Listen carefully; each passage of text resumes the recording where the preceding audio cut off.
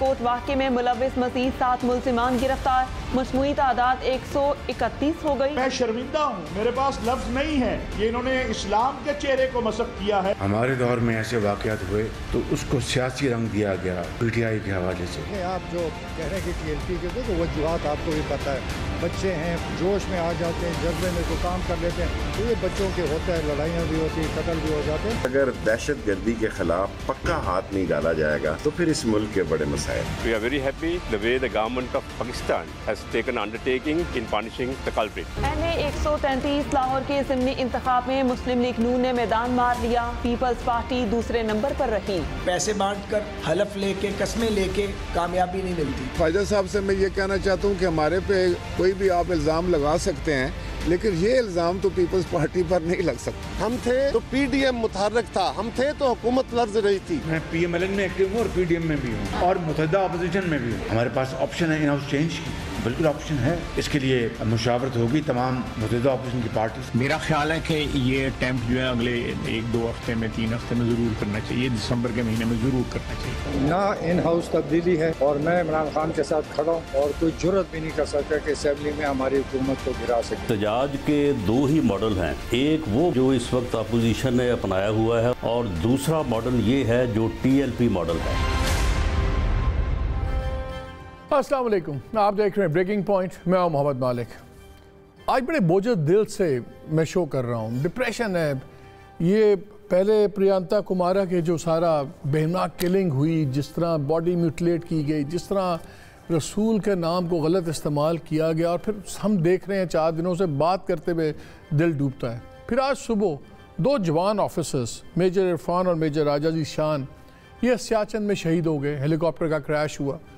ये वो महाज है जिसको हम बहुत हद तक भूल चुके हैं क्योंकि उसका एक्टिव नहीं रहा, लेकिन आज भी हमारे बच्चे इन तमाम जगह पे शहीद हो रहे हैं। ये डिप्रेशन अपनी जगह है, इस पर तो हम बात करेंगे। और ख़ास तौर पे जब हम बयानात सुनते हैं मौलाना फजल रहमान साहब के, जब हम बयान सुनते हैं फेडरल मिनिस्टर परवेज़ खटक के, तो आपको अफसोस तो होता है, आपको खौफ आता है कि वो लोग जिन्होंने इस कौम को लीड करना, जब आप उनके मस्खा खेज़ बयानात सुने तो फिर आपको डर लगता है कि आगे क्या जाके चीज़ होगी। बहरहाल मौलाना साहब से याद आया, आज PDM का इजलास था, फिर एक सरप्राइज इजलास। आज अनाउंस ये किया गया है कि अब महंगाई मार्च होगी। 23 मार्च 2022 को इस्लामाबाद के लिए काफ़िले रफा दवा होंगे। क्या होगा उस पर भी बात कर लेंगे, क्योंकि अगर मार्च का भी आखिरी हफ्ते में आपने आना है तो उसके बाद तो 14-15 महीने तो टोटल रह जाते हैं इस गवर्नमेंट के जाने में। तो ये क्या मजाक चल रहा है? वाकई गवर्नमेंट को ये हिला सकते हैं, सीरियस हैं या नहीं है?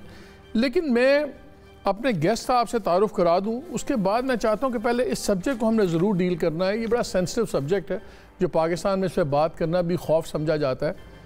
मेरे साथ मौजूद है senator Shibli Faraz, federal minister of science and technology, बहुत शुक्रिया। हमें ज्वाइन किया खुर्रम दस्तगीर साहब ने, मेंबर नेशनल असेंबली PMLN के, former federal minister for defence and commerce. और हमें ज्वाइन कर रहे हैं कमर ज़मान कायरा साहब, सीनियर लीडर PPP। आज नाज़रीन एक और मीटिंग भी प्राइम मिनिस्टर ने की और उसके अंदर नेशनल एक्शन प्लान भी डिस्कस हुआ कि ये उसमें हेट स्पीच क्या हो रही है, सब कुछ क्या हो रहा है। पहले तो मैं चाहता हूँ कि मैं आपको सुनवाऊँ कि परवेज़ खटक साहब की लॉजिक क्या थी, लेकिन उससे पहले मैं जल्दी से मौलाना फजल रहमान के 2 बड़े मज़ेदार ट्वीट्स आए। एक तो उन्होंने कह दिया कि जी अगर गवर्नमेंट इन लोगों को एकदम मुल्ज़मान को जिन्होंने तौहीन रसालत किया उनको सज़ाएँ नहीं देगी तो फिर इस तरह के वाक़यात होंगे। यानी कि उन्होंने फ़ैसला कर लिया कि जो प्रियंका भी था, ये भी श्रीलंकन जो मैनेजर थे, ये गुनाहगार थे, मुल्ज़म थे, और क्योंकि इन्होंने गुनाह किया था, सज़ा नहीं मिली थी, इसलिए क्राउड को हक़ मिल गया। फिर वो ये भी कहते हैं कि माजी में तौहीन रसालत के मुल्ज़मों को हुकूमती सरपरस्ती में बैरून मुल्क फ़रार करवाने पर ऐसा रद्द-ए-अमल आता है। रद्द-ए-अमल आता है, ये मर्डर्स हैं, ये कत्लो गारत है, ये क्या किस्म का रजम, और फिर उसको वो बैनुल अक़वामी साजिश पे भी इस्तेमाल करते हैं। बल्कि एहसन इकबाल साहब ने एटलीस्ट उनको कॉल आउट किया, उनको कहा कि आपको बड़ा क्लियरली कंडेम करना चाहिए। लेकिन परवेज़ खटक साहब ने ज़रा आज क्या कि उनकी भी लॉजिक सुन लें। 2 दिन बाद उन्होंने ट्वीट करके इसकी मजम्मत की, लेकिन ज़रा उनकी लॉजिक सुन लें और लफ्ज़ों पर गौर कीजिएगा। ये बच्चे ऐसा होता है, सुनिए ज़रा। जो कह रहे हैं कि TLP के, देखो वजूहात आपको भी पता है, बच्चे हैं, बड़े होते हैं, इस्लामी दीन है, सोच ज़्यादा है, जोश में आ जाते हैं, जज्बे में कोई काम कर लेते हैं। इसका ये मतलब नहीं कि ये किया तो ये हो गया। ये हर एक अपनी एक सोच है। वहाँ पर लड़के इकट्ठे हुए, उन्होंने इस्लाम का नारा लगाया कि ये इस्लाम के ख़िलाफ़ काम, ये जज्बे में आ गए, काम हो गया अचानक। 9 पुलिस वालों को मारा, श्रीलंका को मारा, फिर भी जज्बा है। वो होता है। आप जब स्कूल कॉलेज में थे, आप जज्बा था कि नहीं था? ये ना कहें, मुझे पता है कि हम पागल होते थे जब हम जवान होते थे, लड़के होते थे, कुछ भी करने को तैयार होते थे। तो ये बच्चों के होता है, लड़ाइयाँ भी होती हैं, कत्ल भी हो जाते हैं। इसका ये मतलब है कि हुकूमत की गलती है। ये है मेंटालिटी हमारे मिनिस्टर्स की। होता है नहीं मेरी वजीर साहब, नहीं होता। बच्चे लोगों को सड़कों पर घसीट के लाशें में तब्दील नहीं करते, उनकी लाशों पे आग नहीं लगाते, उनके साथ खड़े होकर सेल्फी नहीं उड़वाते पीछे जलती लाश के साथ। अभी एक पिक्चर देखिएगा जिसकी बैक पे लगा हुआ है इंडियन फिल्म का गाना, अपना टाइम आएगा। ये बच्चे हैं, ये कातिल हैं। किस किस्म की आप ये बेहुदा बातें कहेंगे करते हैं? मैं तो कहूँगा, मैं तो आपसे यहीं से शुरू करना चाहता हूँ। कैन यू डिफेंड, जो आपसे अनफेयर है सवाल आपसे करना, तो फिर क्यों कर रहे हैं? गुस्सा है क्या? वुज़रा को ये बातें सूट करती हैं यार? आप बताएं शबीर, ये इश्यूज इतने लाइटली हैं? नहीं जी, देखें, इसमें तो कोई शक नहीं है कि जो वाक़या हुआ है वो एक बड़ा ही अंदोनाक वाक़या है, जिसने कि मुल्क को इंटरनली भी, हम सब पूरी कौम शॉक में है, और इसके जो अंदरूनी और बैरूनी जो इसके इफ़ेक्ट्स हैं वो हमें बड़े भारी कीमत उठानी पड़ेगी। एक तरफ तो हम ये कहते हैं कि हम एक बड़ा मॉडरेट और इस्लाम उसका दीन है, अमन का दीन है, और हम इंडिया पे क्रिटिसाइज़ करते हैं जो वहाँ कर रहा है वो होता है। तो फिर उसमें ऐसे वाक़यात का हो जाना, और फिर ख़ास तौर पे चाहे वो पाकिस्तानी क्यों ना हो, लेकिन जब ख़ास तौर पे जब एक बाहर मुल्क का हो, किसी भी मुल्क का हो, उसको तो वो तो आपका मेहमान होता है, और उसके साथ इस किस्म का वाक़या पेश आना एक बिल्कुल समझ से बाहर है। ये शो करता है कि सोसाइटी हमारी किस तरफ जा रही है, कि कितना, या तो ये है कि इम्प्यूनिटी रूल कर रही है। इम्प्यूनिटी रूल इसलिए कर रही है कि किसी को सज़ा नहीं मिली है। जब सज़ा नहीं मिलेगी तो लोग इम्बोल्डन हो जाते हैं कि कानून की जो बालादस्ती है वो बिल्कुल इस किस्म की चीज़ों में तो गवर्नमेंट तो हमारा, देखिए, गवर्नमेंट टीएलपी का इशू हुआ, पुलिस वाले शहीद हो गए, कुछ नहीं हुआ। लास्ट टाइम टीएलपी में शहीद हुए, कुछ नहीं हुआ। अब उनके बारे में भी यही हम जुमले सुनते थे, चाहे फौजी लीडरशिप थी चाहे सिविलियन थी, ये हमारे बच्चे हैं जी, हम किसी को क्या कर सकते हैं? ये कैसे बच्चे हैं? ये तो एक नई डेफिनेशन आ गई है इस मुल्क में। देखें, ये कम अज़ कम अगर आपको याद हो, मैं इसमें नहीं जाना चाहता, बट एक हिस्ट्री है। अब आप देखें, चाहे वो मॉडल टाउन का सानिया हो, तो वो उसके जो लोग थे, उसके जो परपेट्रेटर्स थे, वो दे वेंट स्कॉट फ्री, उसको पोलिटिसाइज कर दिया गया। जो भी किस्से हैं, जो भी वाक़यात हुए हैं, चाहे ये जो कल का हुआ है, इसमें अगर कोई भी शख्स इन्वॉल्व पाया जाता है, मेरा ख्याल है उसको इबरतनाक सज़ा देनी चाहिए, और जल्दी से जल्दी देनी चाहिए। क्योंकि देखें, जब हम इस तरह का हर एक अगर कानून अपने हाथ में ले लेगा, और मेरी आपके चैनल से वसातत से मेरे एक सवाल है जो कि मुझे हमेशा बॉदर करता रहता है, वो ये है कि मैं तो बड़ा गुनहगार सा मुसलमान हूँ। कोशिश होती है कि कोई ऐसा काम न किया जाए जिससे कि अल्लाह नाराज़ हो, या हुज़ूर सल्लल्लाहु अलैहि वसल्लम की जो तालीमात हैं उन पे अमल दरामद। असल चीज़ क्या है कि जो उनके बताया हुआ रास्ता है उस पर तो हम चलते नहीं हैं जी। इस पर मैं खुरम आपके पास आ रहा हूँ, लेकिन मुझे भट्टी साहब याद आ गया, ये एक और भी नसीहतें की थी परवेज़ खटक साहब ने कि मीडिया के को क्या करना चाहिए, क्या नहीं करना चाहिए। ख़ुद तो कहते हैं जी बच्चे हैं, जज्बात में भी आ जाते हैं, कत्ल भी हो जाता है। जज्बात एक पाकिस्तान में ऐसा लफ्ज़ बन गया कि इसके नाम पे जो मर्ज़ी कर लें। आज जैसे शौकत सिद्दीकी साहब ने भी इंतहा का कल तमाशा लगाया हाई कोर्ट, सुप्रीम कोर्ट में, और वहाँ भी बात हुई, हाई कोर्ट में वहाँ भी बात होगी कि जी जज्बात में आके इन्होंने सुप्रीम कोर्ट में जो बातें की, किसी के जज्बात कंट्रोल में। सुनिए परवेज़ खटक साहब के और पर्ल्स ऑफ विजडम क्या थे। ये बच्चों के होता है, लड़ाइयाँ भी होती हैं, कत्ल भी हो जाते हैं। इसका ये मतलब है कि हुकूमत की गलती है। आप हर चीज़ हुकूमत में डालते हैं। आप ये सोच क्यों नहीं बदलते? आप मेरे से सवाल करते हैं, टीवी पे आए ना, आपके एंकर आए, बोलें कि इस मुल्क के लोगों को समझाएं, बच्चों का मुस्तकबिल समझाएं, उनका दीन के बारे में समझाएं। आप तो खाली एडवर्टीज़मेंट लेते हैं, पैसे कमाते हैं, ना दीन की बात करते हैं, ना तालीम की बात करते हैं, ना सेहत की बात करते हैं, बस सिर्फ पैसे ही कमाना होता है। ये तो बड़े अफसोस। बहुत शुक्रिया जी। खुरम साहब, उनका ख्याल है कि ना गवर्नमेंट का कोई काम है ना इनका कोई काम है, कत्ल को कहते हैं, बच्चे कत्ल कर देते हैं। जब कोई लॉ तोड़ता है कहते हैं जज्बात में आ जाते हैं, और सारा मलबा हमेशा अपने आप ट्रेंड कर जाए पाकिस्तान में, हर चीज़ मीडिया पे डाल दो। जो गवर्नमेंट ये सारी जो चीज़ हो रही है, मैं आपसे व्यू लेने से पहले इस पर एक आपको एक वीडियो थोड़ी सी दिखाना चाह रहा हूँ सोच की तब्दीली की। एक ज़माने में ब्राउन शर्ट्स मशहूर हुई थी, नाजीज़ की, हिटलर की। इसी तरह RSS ने बच्चों को ब्रेन वॉश किया। या देखिए एक साहब की वीडियो है, पाकिस्तान के एक टीचर हम ढूंढने की कोशिश कर रहे हैं कहाँ से हैं, वो हमारे बच्चों को क्या सिखा रहे हैं। मतलब कि सरकार दो आलम सल्लल्लाहु अलैहि वसल्लम ने फरमाया कि क़यामत तक जो बंदा भी नबी के बारे में बात करे, किसी भी नबी के बारे में बात करे, उसको काट के रखे। सरकार ने फरमाया, नारा सुना होगा गुस्ताख नबी की एक सदा, सर तन से जुदा, सर तन से जुदा। याद है नारा सारा। इस वक्त पर जो मौजूदा सूरत हाल है ना, आलम कुफर चाहता है कि जो सारे बच्चे ने ना नबी के गुलाम, साड़ी तो उन्होंने कोई फिक्र नहीं सी, हो 4 साल 20 साल बाहर ही जाना। लेकिन जो तुम सारा सरमाया हो पाकिस्तान का, तो कहते ना बच्चों नाप के रखो थले, इन्होंने बच्चों नाप के रखो, इन्होंने बच्चों सिर्फ खेड लाओ, गेंद बल्ले लाओ, जनाब हाकी लाओ। इन्होंने कभी यह ना पता चले कि असं जनाब कश्मीर से जाकर अपने मुसलमान भराने की मदद करनी है, असं गल जवान होकर फलस्तीन से जाना है, असं जनाब शाम से जाना, असं बर्मा से जाना है। वो कहते इन्होंने यह दसो, अगर यह दसो तो सारा नुकसान होगा। लेकिन असं सीखना है सारा कुछ। क्या तुम नहीं चाहते कम कश्मीर सारे मुसलमान भरा भैन भरावां से जुल्म हो रहा है, कश्मीर चाहिए चाहते हो कि चाहते इतने तक स्कूल के सारे बच्चे हैं, बच्चे को बाहर बंदा आके मारे सानू गुस्सा आएगा कि नहीं आएगा। लहजा अपने अंदर रखो कि जेड़ा बंदा भी सरकार के बारे गल करेगा, सरकार दो आलम सल्लल्लाहु अलैहि वसल्लम के बारे गल करेगा, तो उनका एक ही हाल है कि हाल है मन सब्बा नबी या फातुलूहु। और जो ताजदार खत्म हो ना तनवाना ना कि ताजदार खत्म नबूवत, और ओवे ए नारा तुसी याद करना है। नारा मैं बोलूंगा मन सब्बा नबी यान, तुसी को कहना फातुलूहु। हर बच्चा इस नारे में याद करे, हदीस मुबारक है सरकार की हदीस है कि ये मन सब्बा नबीयन फातुलूहु, मन सब्बा नबीयन तुसी कहना फातुलूहु, मन सब्बा नबीयन, मन सब्बा नबीयन, मन सब्बा नबीयन। उवें हाथ चुक के जो ताजदार खत्म वो नारा ला दे, उवें नारा लाओ, अपने नबी नाल मोहब्बत का इजहार करो कि गुस्ताख रसूल की जी असं हदीस पढ़ रहे हैं, इंशाअल्लाह रात में उन्होंने नींदर नहीं आनी कि मुसलमानों के बच्चे हदीस पढ़ रहे हैं। मन सब्बा नबीयन, मन सब्बा नबीयन, मन सब्बा नबीयन। बच्चों को यह सिखाया जा रहा है कि आपने कत्ल करना है नबी के नाम पे। कोई कानून की बात नहीं, कोई कुछ नहीं।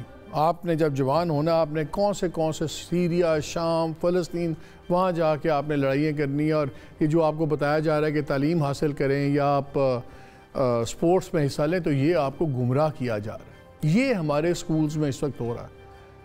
खुर्रम साहब, आपकी जमात पे भी बड़ी माजी में रहा है कि आप लोगों ने ही बड़ा एक्सट्रीमिज़म और राइट के साथ बड़ा आप जुड़ के चलें। मैं इलेक्शन वाले पार्ट में बाद में बात करूंगा, लाहौर के इलेक्शंस में वो सारा है, for me that is a secondary issue. Religious extremism जिस इंतहा पे पाकिस्तान में पहुंच गया है, और ये जो अब जो हमने ये श्रीलंकन पुअर मैन मैनेजर साहब का देखा है, इमीडिएट क्या होना चाहिए? इमीडिएट तो पार्लियामान में इसके ऊपर बड़ी संजीदा गुफ्तगू होनी चाहिए। काउंसिल ऑफ कॉमन इंटरेस्ट बुलाकर चीफ मिनिस्टर्स को उसमें इन्वॉल्व करना चाहिए कि भाई मुल्क में ये जो तशद्दुद की तौजीहात हैं वो ख़त्म होनी चाहिए। तशद्दुद की कोई तौजीह नहीं है, कत्ल का कोई जवाज़ नहीं है। और मैं तो कांप जाता हूं कि रहमतुल आलमीन के नाम पे एक शख्स को जिंदा जला दिया गया, और जो नारे उस वक्त लग रहे थे, मैं तो पाकिस्तान के लिए भी और अपने लिए भी कांप गया हूं कि, और बड़ी अच्छी बात किसी ने की कि वो बूढ़ी औरत जो नबी पाक सल्लल्लाहु अलैहि वसल्लम पे कूड़ा फेंकती थी, और जब एक दिन उसने नहीं कूड़ा फेंका तो हमारे नबी ने जो रहमत थे उन्होंने पता किया कि ये क्यों नहीं, पता चला कि वो बीमार है, तो वो उसकी आदत के लिए चले गए। तो मेरा नबी सल्लल्लाहु अलैहि वसल्लम तो रहमत थे। तो मुझे एक बात बताएं, जब मौलाना जो पॉइंट बता रहा हूं कि आज के दौर में अगर वो बूढ़ी होती तो क्या उस बूढ़ी को जिंदा जला दिया जाता? तो मौलाना फजलुर रहमान जिनकी इमामत में आप लोग PDM में बैठे हुए हैं और वो बड़े फैसले कर रहे हैं और आपके मीर कारवां बने हुए हैं, जब आप उनकी बातें सुने तो वो तो किसी की मजम्मत भी नहीं करते खुल के, वो तो ऐसे करते हैं ऐसे वाक़यात की आड़ में आलमी इस्टेब्लिशमेंट मजहबी तबके के ख़िलाफ़ और आइन की इस्लामी दफ़ात को मुतनाज़ा बनाने की साजिश करती है। ये आगे बैनुल अक़वामी साजिश। फिर वो कहते हैं कि जब आप लोगों को बाहर भिजवाते हैं तो ऐसा रद्द अमल आता है।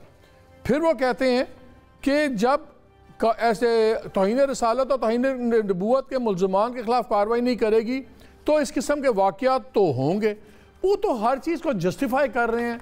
एक तरफ पूरा मुल्क आग की लपेट में और आप अपने फिर पॉलिटिकल छोटे मकासद के लिए ऐसी मजहबी हस्तियों के पीछे लगे हुए।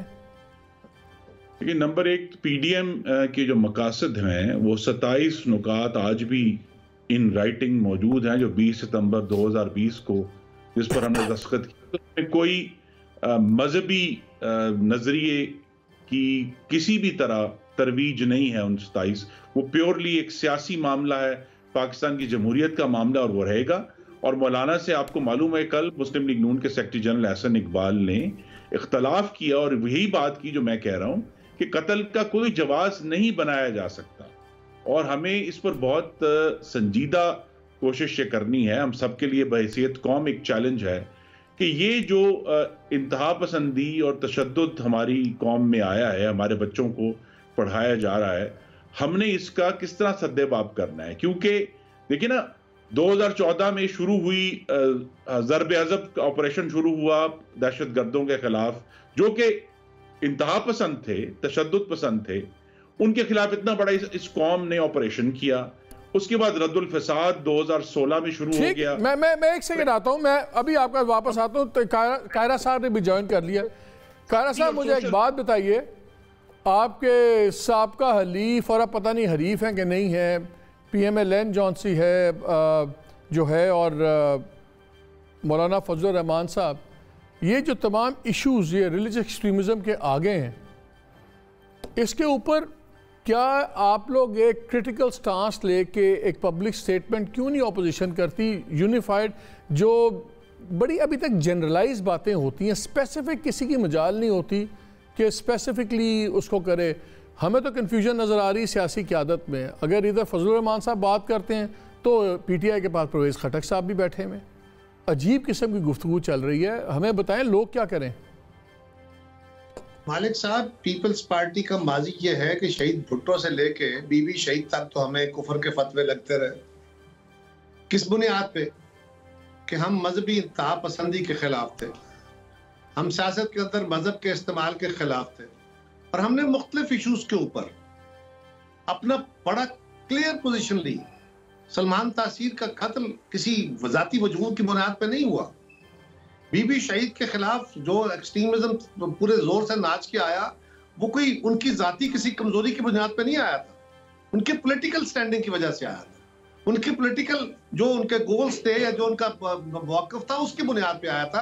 पीपल्स पार्टी बड़ा वाज़ेह तौर पे, हमें भी 100 कमजोरियां होंगी, हमें कई गलतियां होंगी, हम इंसान हैं, लेकिन इस मामले में पीपल्स पार्टी बड़ी क्लैरिटी के साथ खड़ी होती है, उसकी सदाएं भी भुगतती है।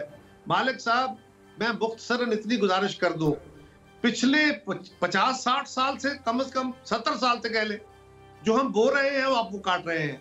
और उसके बाद फिर आलमी ताकतों ने, अभी जो अफगानिस्तान के अंदर दोनों अदवार में हुआ, पहले रूस के खिलाफ फिर अमेरिका के खिलाफ, उसमें आलमी ताकतों ने पाकिस्तान को और इस रीजन को, यहाँ पे मजहब को जिस तरह एक हथियार के तौर पर इस्तेमाल किया है, आप उस पर बेशुमार प्रोग्राम कर चुके हैं, हम इस पर बड़ा बोल चुके, बड़ा वादे तौर पे है। और हमने उनके फोरम्स पे जाके भी कहा कि जनाब, आप हमें तो कह रहे हैं कि आपका मुआशरा जो है वो एक्सट्रीमिज्म वाला है, इसको बनाया किसने?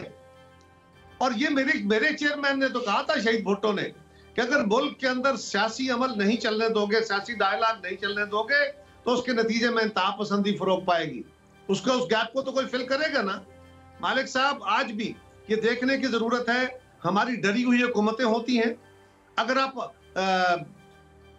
कभी कश्मीर के अंदर, कभी अफगानिस्तान के अंदर, वहां पे आप मजहबी जमातों को, तबकात को, नॉन स्टेट एक्टर्स को लड़वाएंगे, उनकी ताकत को मुसल्लम ताकत बनाएंगे, याद कीजिए वो दिन जब इस मुआशरे के अंदर जत्थे बंदूकें लेके घूमते थे, बॉर्डरों के पार नहीं, बॉर्डरों के ऊपर नहीं, हमारे शहरों में, हमारी बस्तियों में।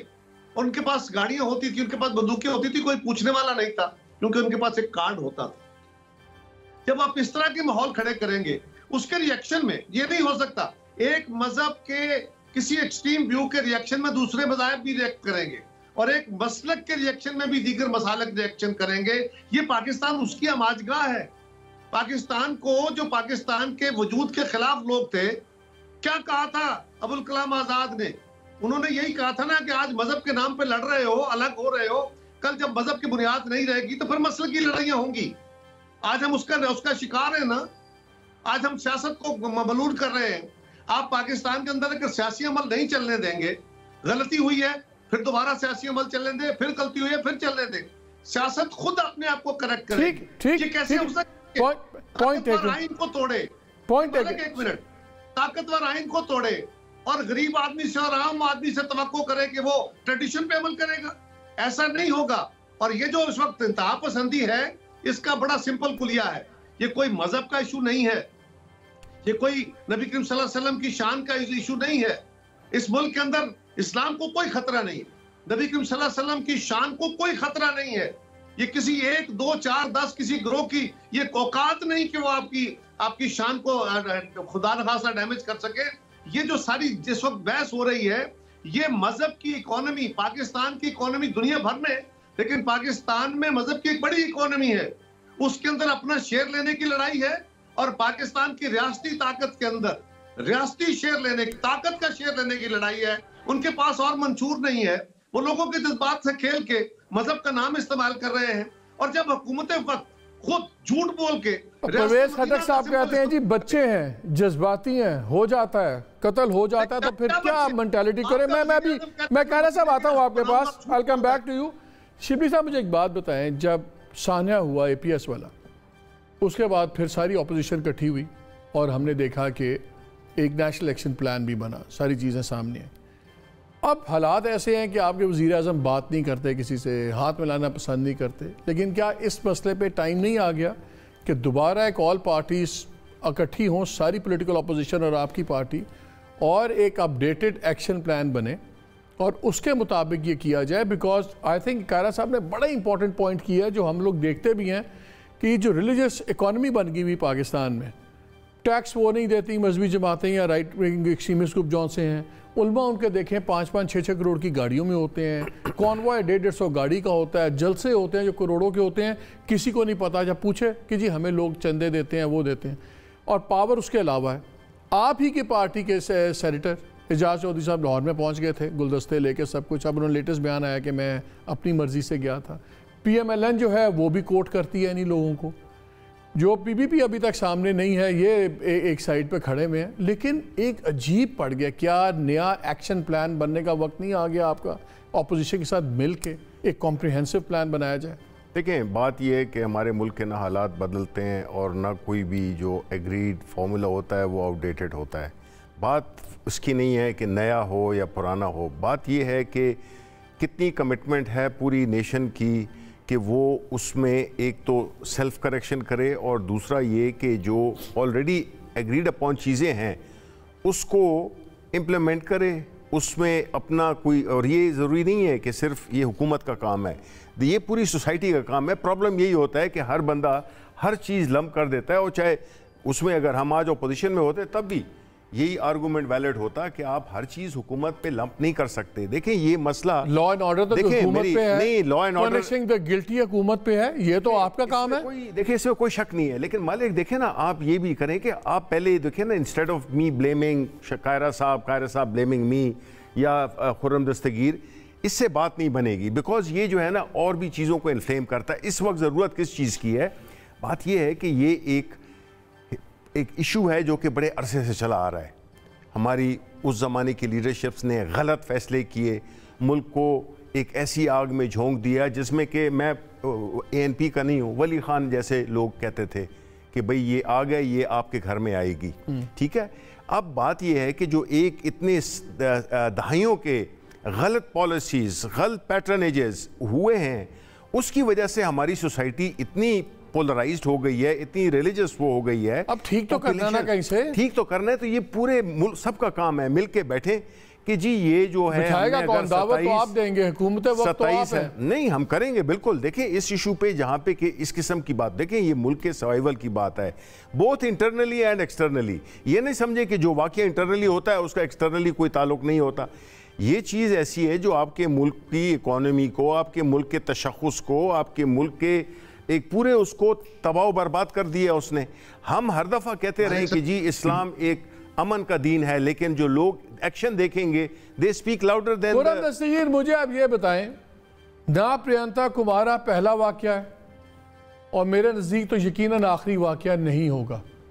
क्या कोई ऑप्शन है सिवाय इसके कि आप सारी अपोजिशन और हुकूमत कम से कम इस एक पॉइंट पे बैठे और एक genuinely national action plan updated बने और उस पर सख्ती से अमल हो और पॉलिटिकल एक्सपीडियंसीज की से परहेज़ किया जाए, ना आप लोग भागते के जाएं उन्हीं पार्टीज़ को अपने साथ मिलाने के लिए इलेक्टोरल अलायंसेस में, ना पीटीआई जाए ना पीपल्स पार्टी जाए?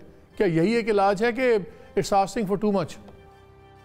नहीं, इलाज तो बड़ा वाज़ेह है कि तमाम पार्लियामान यकसू होकर कौम को ये समझाए, मैं फिर रिपीट कर रहा हूं, कि कत्ल का कोई जवाज नहीं हो सकता।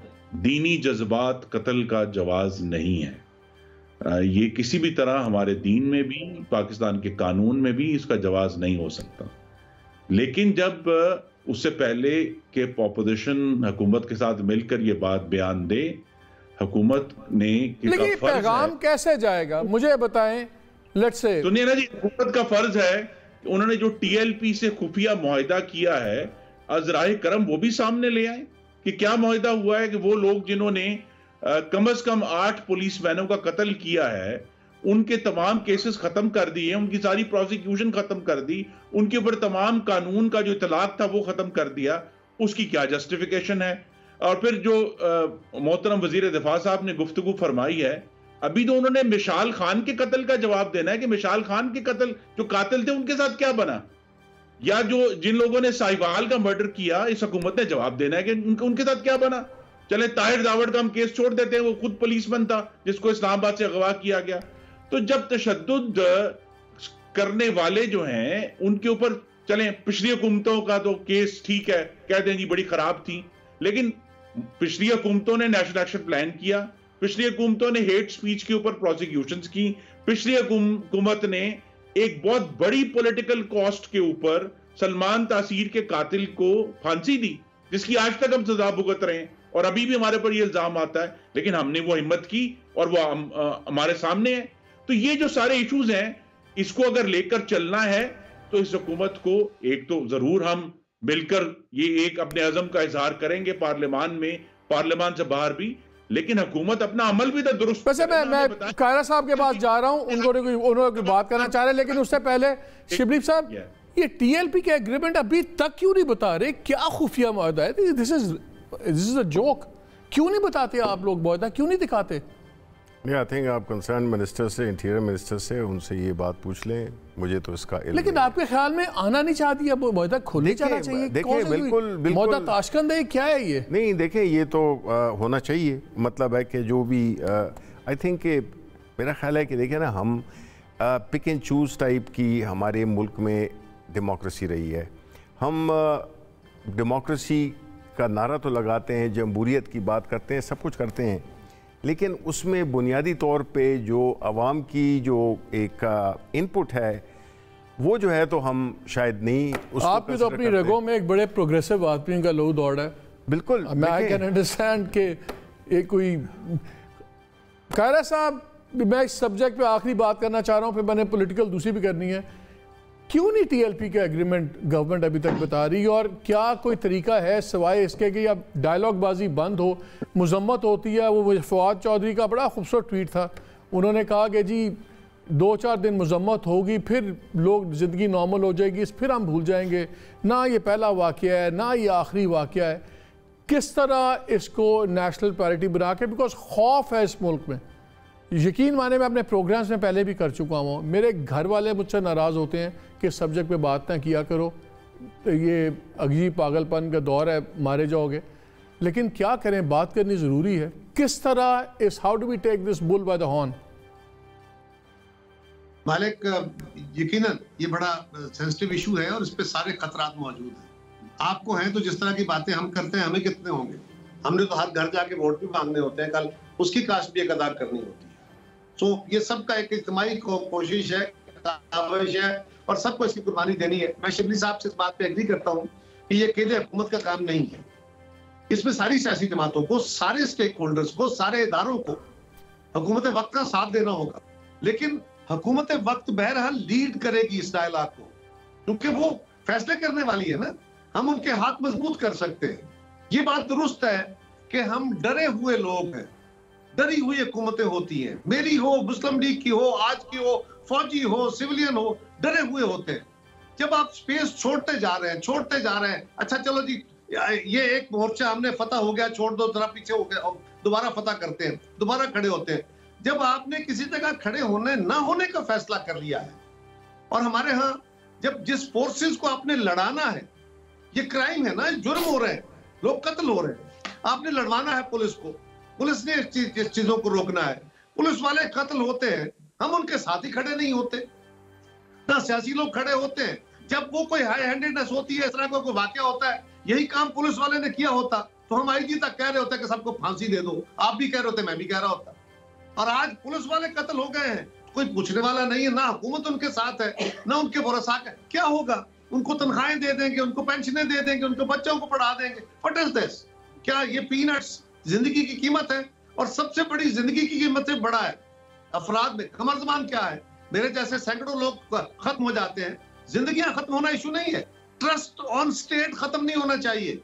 हमारा ट्रस्ट ऑन स्टेट खत्म हो गया है, डरे हुए लोग हैं। खुर्रम कह रहा होगा जी हमें ये करना चाहिए, कल मेरी जमात भी वो एक रेजोल्यूशन आएगा, उसमें अपना एक बड़ा लिमिटेड सा एक मौक़िफ़ दे देगी। मालिक साहब, हमारे ताकतवर इदारों को भी सोचना होगा, हमारी इंटेलिजेंस एजेंसीज को भी सोचना होगा। एक कि हमें फौरी तौर पे इस पहले जो इमीडिएट इवेंट हुआ है, इसको फौरी तौर पे प्रोब करके जिम्मेदारों को सजा दें, पूरी सजा दें। दूसरा, टीएलपी के साथ जो वायदा हुआ, यार ये भी कोई बात है? हुकूमत के दो बड़े वजीर, मुझे फवाद में भी हैरानगी है इस इशू पे। फवाद कभी कभी अपना पोजीशन लेता है प्रोग्रेसिव, यदि इस इशू पर उसने पोजीशन ली है, लेकिन क्या हुकूमत सवाल करेगी? क्या हुकूमत मुतालबे करेगी या फैसले करेगी? आपका वजीर कह रहा है कि ये हिंदुस्तान से पैसे लेते हैं, वो कह रहा है कि ये दहशतगर्द हैं, हम इनको दहशतगर्दों की लिस्ट में ला रहे हैं। अगले दिन आप उनसे बैठ के मुआहदा करते हैं और आप उनको कहते हैं कि सारे गुनाह धुल गए और आइए जी आप सियासत कीजिए। बादशाह जी, अगर ऐसा है तो उनको खुद करने दीजिए ना। हम ये नहीं कह रहे कि वो सियासत ना करें, हम ये नहीं कह रहे कि वो पाकिस्तान के दुश्मन है, लेकिन उनके साथ रियासत का रवैया क्या होगा सो पहले तय कर ले। वो आपको मुआहदा सरेआम लाना होगा। और तीसरा जहाज, शायद आप इसको इमीडिएट रिलेट ना कर पाए या मैं ना रिलेट कर पाऊं, लेकिन मालिक एक बात तयशुदा है, जो रूल्स ऑफ द गेम है पाकिस्तान में अगर वो इस्तेमाल नहीं होगा, अगर इस मुल्क के आइन के ऊपर अमल नहीं होगा, अगर जमहूरी अमल को नहीं चलने दिया जाएगा, तो फिर उसके नतायज ये जरूर निकलेंगे। अगर इदारे अपना अपना काम नहीं करेंगे तो फिर इस तरह के नासूर जरूर पनपेंगे। ये जो इंतहा पसंदी के नासूर है, और ये एक नासूर नहीं है, इसमें बहुत सारे लोग और लेते हैं। कानून मजाक बन जाता है जब ताकतवर इदारे आइन को नहीं मानते, जब मुल्क के वजीर आज़म को अदालतें फांसी दे देती है जो बेगुनाहों को। उन हालात में लोगों का ट्रस्ट और लाभ क्या रहेगा? आप कितना लोगों को बहका सकोगे, कितना उनको बहला सकोगे? सही बात। आप मदद के नाम पे मुझे कह रहा था यहाँ पे मेरा सवाल समझिए कि एक पोजीशन ले ले, सारे लोग नहीं लेंगे, सब लोगों ने ये पोजीशन नहीं लेनी। ये मालिक जैसे पागल लेंगे, ये हमारे जैसे को बेवकूफ लेंगे, और इस पोजीशन पे खड़े हुए बगैर मुल्क के आगे बढ़ने का कोई रास्ता नहीं है, कोई रास्ता नहीं है। चले यहाँ पे मुझे ब्रेक लेना नाज़रीन, ब्रेक से आने के बाद आप पॉलिटिक्स में बात करेंगे कि आज 1.5 साल के करीब रह गया है, आज फिर पीडीएम ने एक नई ट्रक की बत्ती अनाउंस कर दी है। 23 मार्च को लॉन्ग मार्च शुरू होगी। अगर मार्च का भी आखिरी हफ्ते में आते हैं, उसके बाद हार्डली 14-15 महीने रह जाते हैं पूरी टोटल गवर्नमेंट की टर्म में, तो क्या शिकस्त मान चुकी है ऑपोजिशन? क्या ये सिर्फ गर्म लहू कर रहे हैं अपने वर्कर्स का, कि वाकई इस वक्त गवर्नमेंट को कोई ख़तरा है या नहीं है? इस पर बात करेंगे इस ब्रेक के बाद। स्टे विद अस।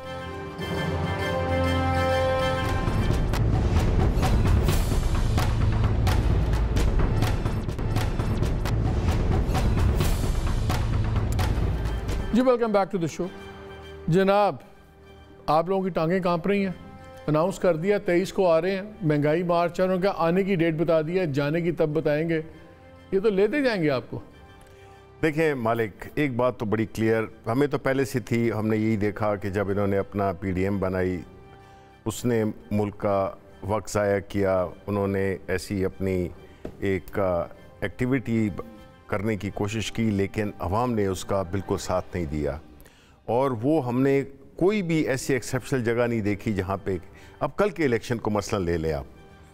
अब देखें, एक चीज़ तो साबित हो गई कि जिस इलेक्शन में PTI ना हो तो ना उसमें कोई रौनक होती है, ना उसमें कोई हलचल होती है। ये भी तो थी ना कि वहाँ पक्की सीट है PMLN की, आप बात लोग ये थे नहीं। पीपल्स पार्टी को क्या सीरियसली लेना, उन्होंने 5000 वोट लिया था आखिरी दफा। देखिए मैं यही कह रहा हूँ, लोग तो घरों से निकलते नहीं, ठीक है, तो हमारा इलेक्शन जेब में है। एक तरफ इनकी बातें सुने, अभी खुर्रम दस्तगीर बताएंगे, वो अपनी पोजीशन देंगे कि इनकी तो ज़ुबानें नहीं थकी कि जी जिस तरह के सख्त हालात, इसमें कोई शक नहीं है कि सख्त हालात हैं, बावजूद इसके कि महंगाई है, सख्त है, मतलब है कि मुल्क एक सख्त दौर से गुजर रहा है because of the international situation that are prevailing in the world.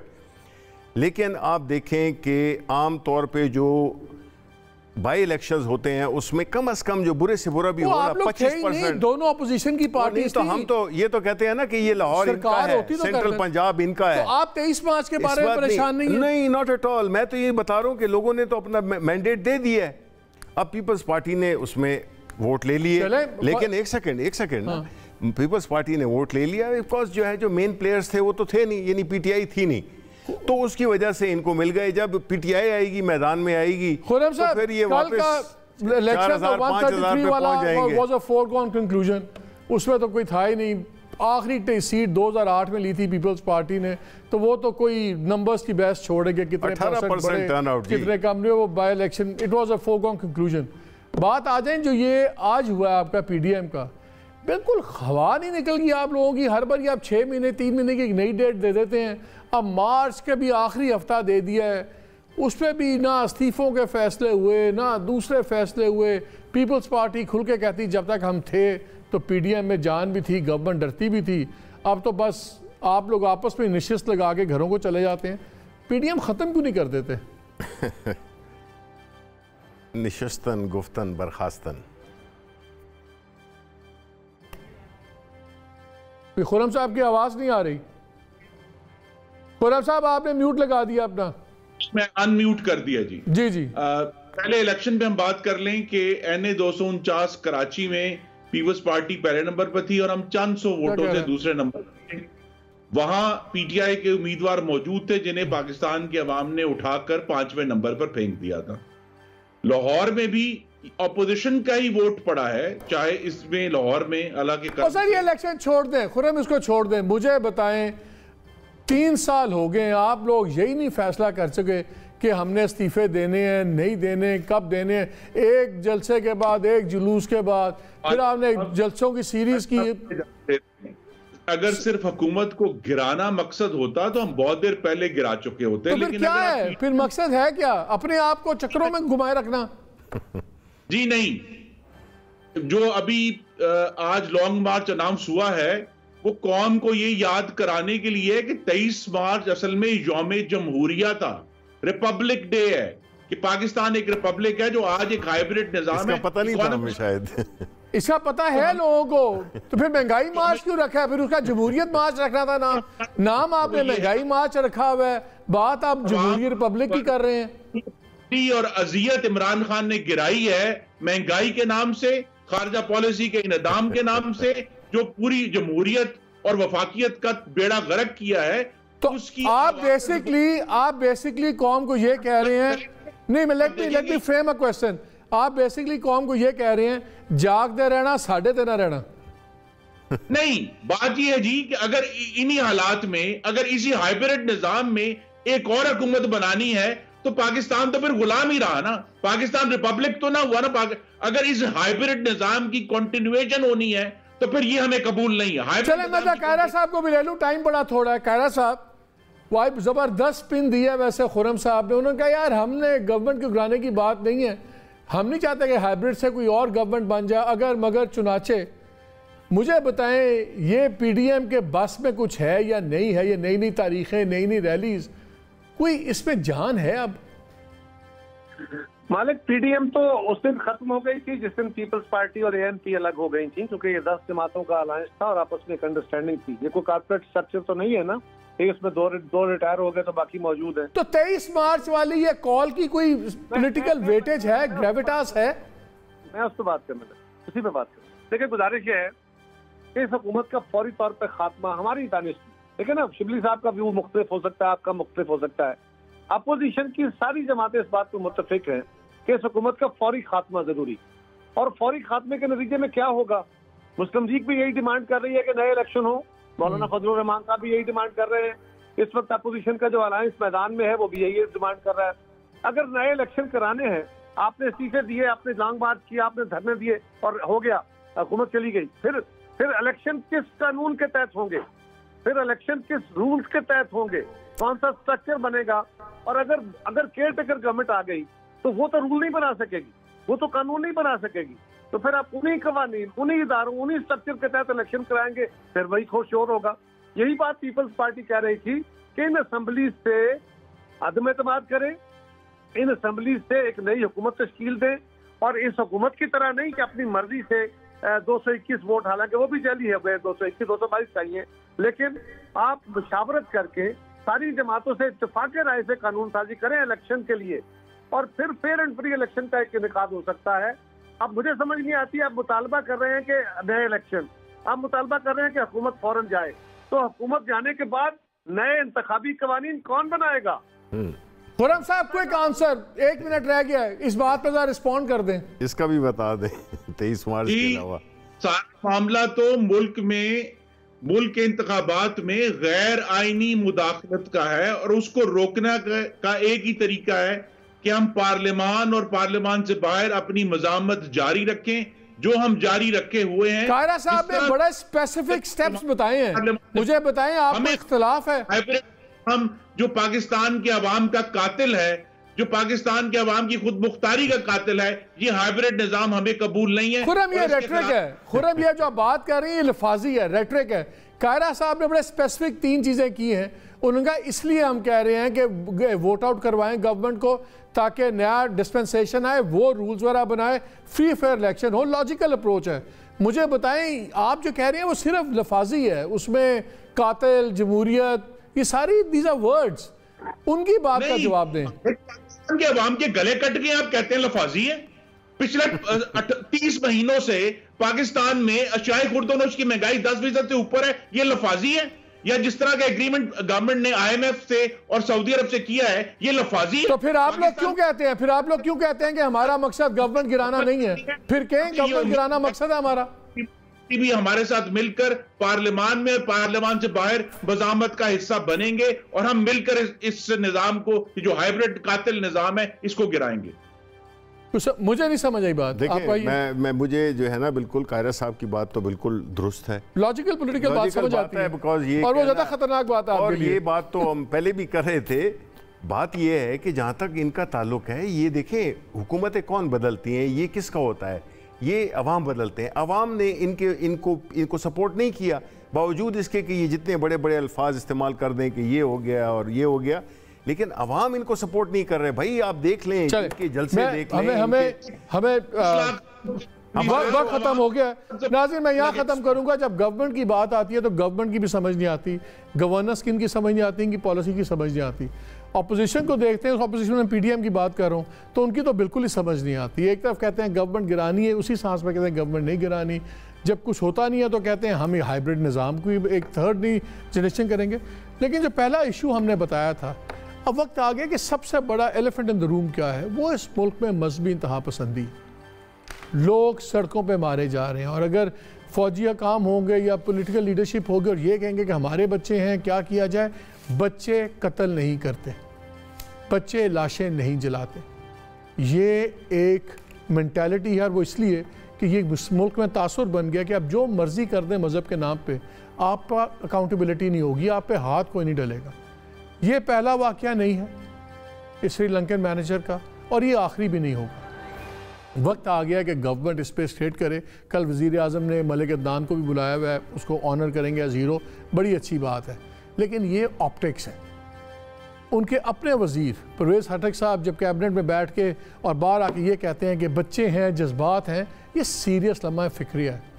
पूरी कौम का ख्यालात बाद में बदलें। मेरा ख्याल है वज़ीर आज़म को सबसे पहले अपने वज़ीर दिफा को बदलना चाहिए। सोच इस उम्र में क्या बदलेगी हम सब की, लेकिन कम अज़ कम वो एक मीनिंगफुल सिग्नल होगा ताकि कोई मैसेज में हम सीरियस हों। एक नया नेशनल एक्शन प्लान बनने की ज़रूरत है वक्त की। भले आप पॉलिटिकल बात पे बात ना करें अपोजिशन से, बट मैं रिक्वेस्ट इस वज़ीर आज़म से इस पर बात करें। ये हमारे मुल्क की बका का मसला है। ये इस्लाम के नाम पे बना हुआ मुल्क है। ये मुल्क रसूलुल्लाह पे अपनी जान कुर्बान करने वाला मुल्क है। उनके नाम पे जाने लेने वाला मुल्क इसको नहीं बनना चाहिए। इजाज़त दीजिए। अल्लाह हाफ़िज़।